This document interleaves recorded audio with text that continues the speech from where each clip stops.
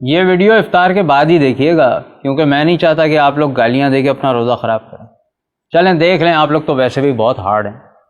سڑکوں پر ہجوم ہو، ایمبولینس کا راستہ نہ ہو، کاروبار رک جائیں، لوگوں کا جوش تھمنے کا نام نہ لیتا ہو، یہ سب کچھ غداری بھی قرار دیا جا سکتا ہے اور حب الوطنی بھی۔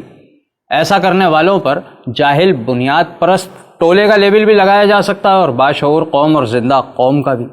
اور ایسا کرنے کا حکم دینے والوں کو دہشت گرد قرار دے کے 4تھ شیڈول میں بھی ڈالا جا سکتا ہے، اور سچا اور بے باک لیڈر بھی قرار دیا جا سکتا ہے۔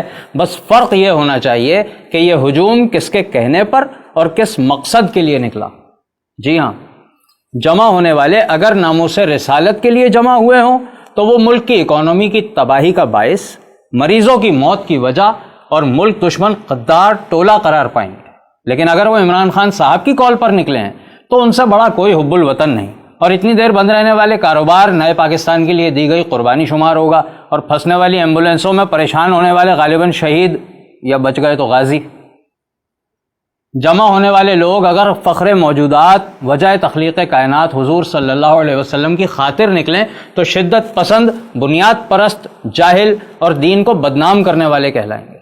لیکن اگر وہی رش عمران خان کے چاہنے والوں کا ہو تو غیرت مند مسلمان اور باشعور قوم، دیندار کہلائیں گے، چاہے بغل میں باجیاں ناچ رہی ہوں۔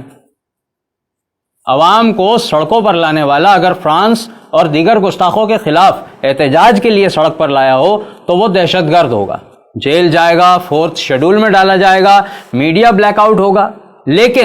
لیکن جناب، اگر سرکاری ٹی وی پر بیٹھ کر عوام کو سڑکوں پر لانے والا عمران خان ہوگا تو وہ ایک عظیم لیڈر کہلائے گا اور اسلام کا ٹھیکیدار مانا جائے گا۔